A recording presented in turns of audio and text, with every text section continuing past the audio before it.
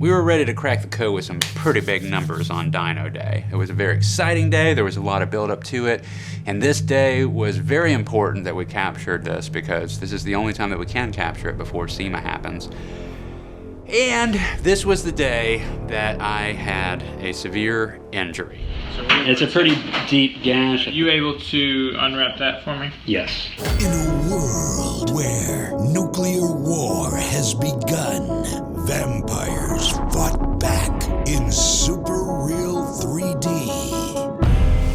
Drop some pressure out, we'll get another hold down strap, but yeah, that thing's headed to the moon, you know what I mean? So yeah, less than desirable setup here today, trying to get in. Depot's in the middle of reorganizing, so there's a lot of stuff in our way. Depot's in the middle of reorganizing, so there's a lot of stuff in our way. Depot's in the middle of reorganizing, so there's a lot of stuff in our way. Depot's in the middle of reorganizing, so there's a lot of stuff in our way.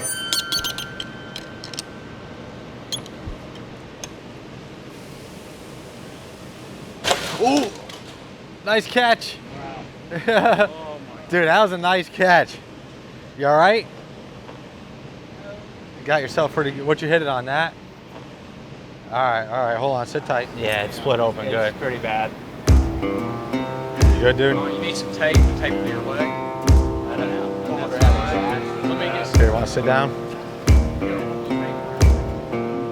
There you go. Ooh. Nice catch. So when I hurt my leg, the biggest mistake that I made was staying and filming for another hour plus because I didn't have the numbers filmed yet. Like I didn't have the run filmed yet that we really were there to get.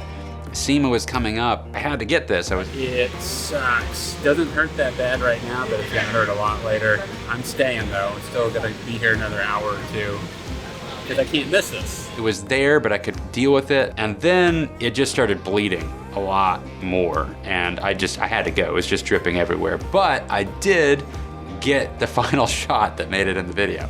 Carrying it out to the car, yeah. Okay. I'll pre-pack everything, right. and then if you could just help me carry it out of the car. Sure. Just let me know when.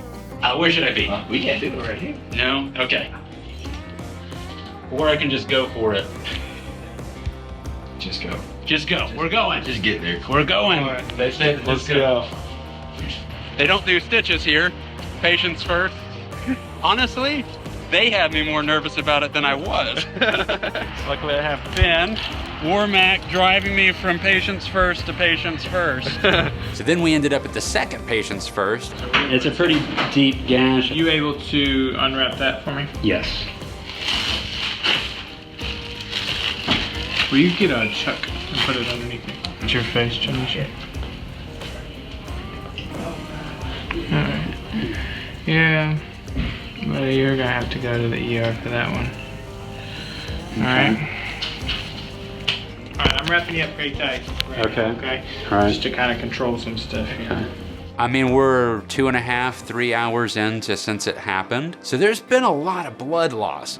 We're here in the emergency room, and this sucks. My biggest concern the whole time is that I'm supposed to film these amazing, beautiful car shots in Destin on Friday. My wife is looking behind me like, don't think about that. It's like, well, that's the whole project. But when I get home, I'm gonna unload just the data. I'm gonna leave everything else in my van and start capturing data. And I gotta edit tonight. I mean, I'm like, every hour counts right now. 4 to 5 plus hours after the injury happened, finally got in with a doctor that was gonna stitch me up.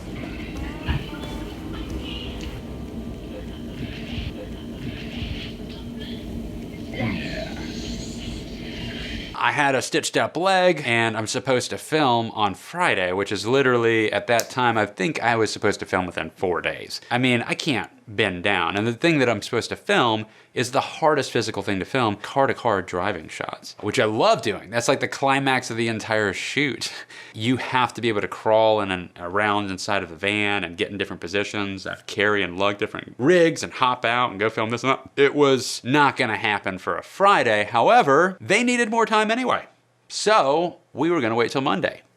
But then Monday came and they still needed more time. This is my first time driving with my leg, after the injury. It's been 1 week. I'm driving myself to urgent care because I'm pretty sure my stitches are infected. After we postponed it twice, we got way too close to SEMA to be able to pull off the driving shots. Now we're just trying to go for getting beauty shots. So that was a lot more doable for me anyway.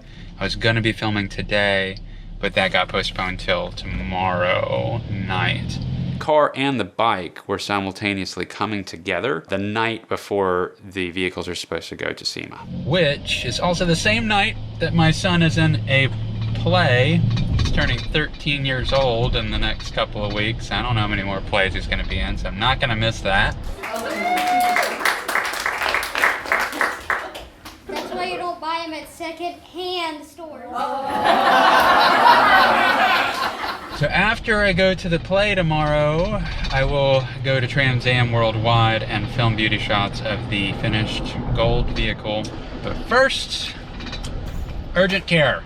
While I was at Patients First, I thought, well, we should make a video that's just for SEMA. The purpose of the SEMA video is supposed to be a giant screen that they're gonna have that's gonna be the background for their booth. This documentary thing, this is gonna have so much story to it, people are gonna have to hear that narrative. I don't know how realistic that is. What would be better is probably to go with a visual piece that just had a ton of beautiful car shots in it.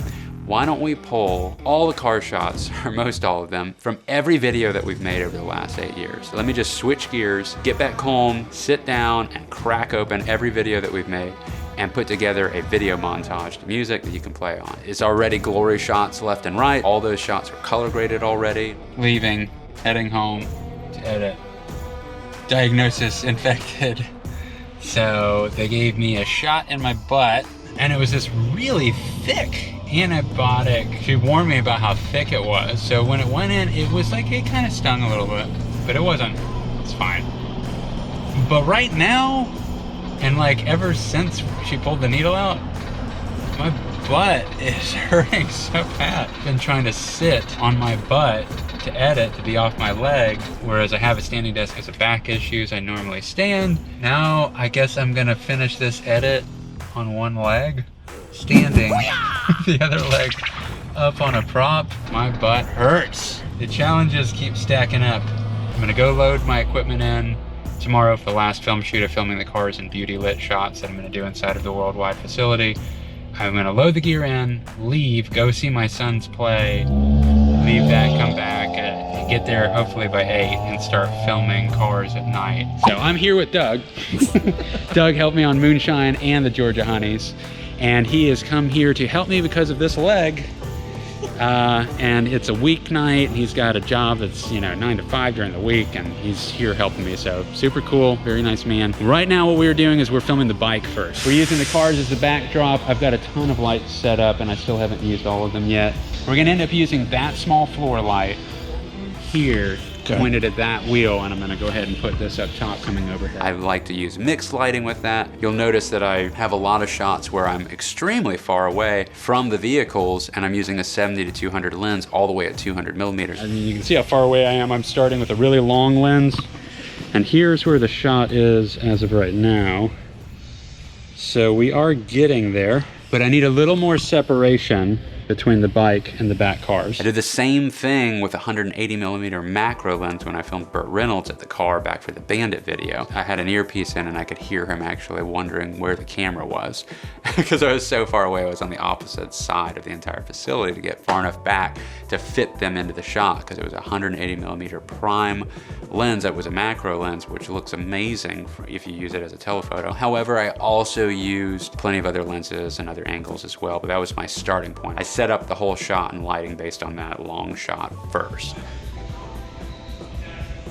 We lost power. We're gonna have to light the leg somewhere if we cook the breaker. This is good. I don't normally use a seat to film, but today it's gonna be part of the method. Definitely done shoots before where I love camera movement so much that I just had every shot I tried had camera movement in it. And then before you know it, it just doesn't sit on what you need it to sit on long enough, or maybe you panned it too fast, and then there's a jitter to it whenever you go back into post. It's just safe to get a lockdown shot, and especially if filming with these resolutions, you can choose to do post maneuvers. Assign the motion in post, and that can work. It does feel different, but it still works. I do that a lot. This is actually down a lot from where it was the past 2 days prior. Are we doing okay? Do I need to be faster? No. Okay. Okay. Slower? Okay, all right. Well, then I'm gonna get some good shots. Okay, how you want it? I think we need to get a good front shot of it. Yeah, what's the fairing? Yeah. Okay. So we'd point it like that. Is it possible to have on just the blinkers without the headlight? I don't think so. Can you do a cartwheel while spinning a plate on your foot?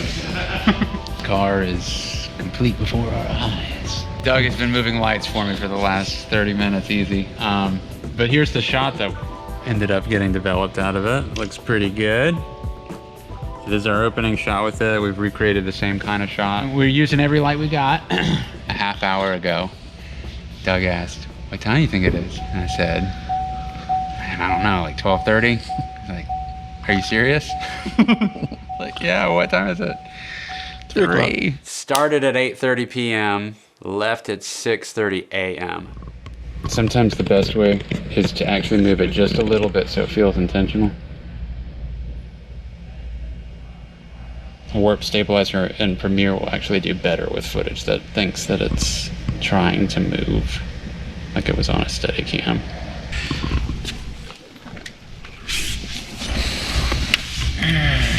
What happens? The guy has a regular job, 9 to 5 during the week, and I told him it'd be a few hours, and it was approaching 6:30 in the morning, and he's just leaving to head to work. I mean, I couldn't get the guy to go home. Again, dude, there's no way you're gonna be with me till the end of this. I just gotta keep going until I've got all the details. So no worries. Doug, go to work now. Time to go to work. You're so asleep. Took non-stop 3 days of editing till 4 a.m. Everything's just running so tight up to the SEMA debut. And I literally sent the file while he's in Vegas for him to see. He loved it, he downloaded it, he put it up on the screen. That video was a total hit at SEMA. Apparently people were just camping out watching that video. People were recording the entire thing start to finish, which was like 13 plus minutes with their smartphones. The day that I sent Todd the video for the debut of SEMA, my leg was worse again. And I went to my doctor, and my doctor sent me to a dermatologist, and then at the dermatologist, they immediately wanted to open everything up and drain it. Gave me 18 shots in my leg before they opened it back up and started just pushing nasty, infected bacterial blood out. There were 5 people in the room. They were oohing and awing the entire time they were pushing all that crap out of my leg. It was not a fun experience. They set me up with stitches and tubing. 3 days later, I'm supposed to go back to them, get a checkup on that. I do, it still looks worse. Then they send me to the orthopedist, and the orthopedist looks at it, and he wants to get everything out. He's like, get the tubing out, get the gauze out that they had put in. I was pulling gauze out of my leg. He pulled everything out, including the stitches, and he just wanted the leg to heal from the inside out and be open to the air. The day after we let it just be open and heal from the inside out, it started actually healing. So we're 21 days in at this point, and I'm just getting to start healing on the leg.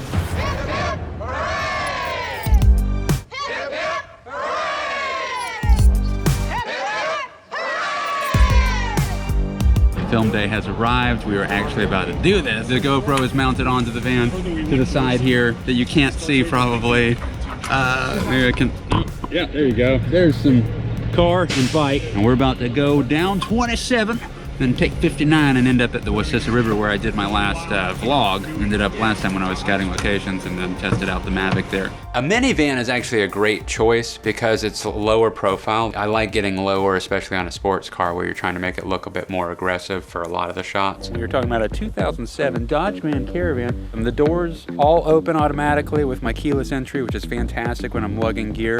And the seats all fold down.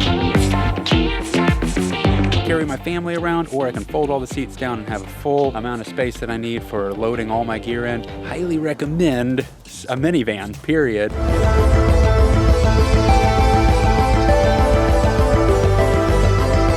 I used a combination of ratchet strapping in the front of having the red set up on a tripod and a spread leg position where I could do slow pans, tilts, and things. And then on the Ronin, a Ronin M that I used for stabilized shots, which is a 3-axis gimbal, motorized, I let the Canon EOS R live on that. Previously in other videos I've used a Sony a7S in combination with an Odyssey 7Q Plus. I have two 7Qs, one for my Sony FS700 and then one for my a7S. And the codec's very nice. The ProRes HQ is very good. So even if you're using an a7S II and filming internally, I still say that an a7S, the original model, with a 7Q is more powerful because the ProRes HQ is just a higher quality codec. However, it doesn't have autofocus because I have all Canon glass. I'm using a Sony camera, and also it's still bigger and heavier and more cumbersome. Canon uses dual pixel autofocus, which is considered the best autofocus on the market currently as of 2020, and has been the best autofocus for quite some time. But also I didn't have to use the external monitor because the 4K that it records internally is actually quite nice. Filmed everything in C-Log, Canon's log, and Canon has a look to it. It does look very nice. It's nice to have a Canon camera again. I do like that look. I've found that I have a harder time getting different types of looks out of the camera, but I can always get that Canon look, and the Canon look is very nice. Whereas with the Sony camera system, like the a7S with the 7Q, I found it to be more flexible in regards to creating different styles of looks. So you don't necessarily recognize that it's a Sony look. It's just, I can make different looks happen. I love that it was lighter weight, I love the autofocus, and I like the Canon look. That worked very well for this type of project. But the thing that I didn't care for about it, full frame camera. Full frame allows you to film super wide at the actual millimeter length that your lens is. But when it films in 4K, it has a crop. And hence, in buying that camera, I purchased a Canon 16-35 zoom lens. But even when I put that on, I think it's like 26 millimeter or something, maybe 28 millimeter. I'll have to do the math as I make this video. Problem is that you just don't have as many road options. You're trying to get further away from the vehicle so you can fit the whole vehicle in the shot. And so when we're on a 2-lane road and I'm using something that crops in that much, the attempt to get far enough away from the vehicle while we're traveling side by side with it, I had to forfeit a lot more shots that could have been whole car shots. It's okay, it looks good. It's still probably the combo that I'll go with on the next run because I liked it that much. I'm just pointing out one of the things to keep in mind. I actually picked up the Mavic Mini. I honestly had disregarded that little drone at first until I realized how I could still use it in a way that I needed to use it. And if you're interested in knowing more about that, you could actually look at this video on one of the sides of my head as it appears in this video, and I did a little video of my first, my primary first run using that little drone, and I'm starting to get a little bit better with it time and time again. I am not much of a drone person. I love the idea of it, I just have had very little practice with it, and I always find myself sidetracked budgetary-wise and interest-wise in full-fledged cameras and lenses and lights and stuff. Closing shot of the entire movie is done with the Mavic Mini. Not bad.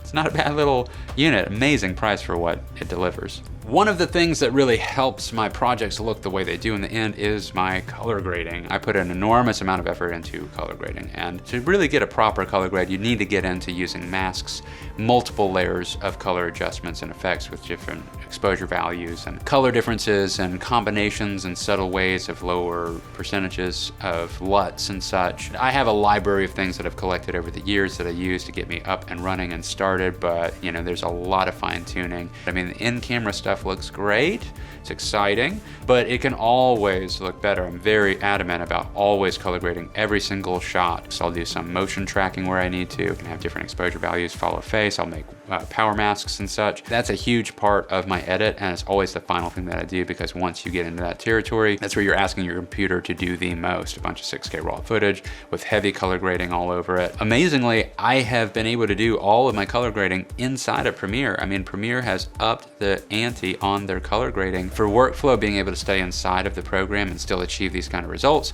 is, I'm sold. I've just been able to go that route for a long time, and I keep getting better and better at it. They keep giving me more and more options within it, and they keep getting more and more powerful with it too, for it to take advantage of your CUDA Mercury playback engine and stuff, so that way you're getting better real-time performance with it. In summary, the project has been a success. I'm really happy with how it came out. The comments that we've seen online have been really personal. A lot of people really appreciated the story and the reason for the build. It really feels good to make a 25-minute piece that's generating the kind of views that it is. I do all different types of things. If you like following these types of videos, I mean, I do music videos as well. I do documentaries for other people. I also do, commercial content. So There's a wide variety of things that I try to tackle, and I'm just sharing my information that I've picked up over the years of doing this. So by all means, if you want to follow along, hit the subscribe button. If you want to know when new videos are out, hit the notification bell, and hopefully you are having fun making videos out there. So peace, guys.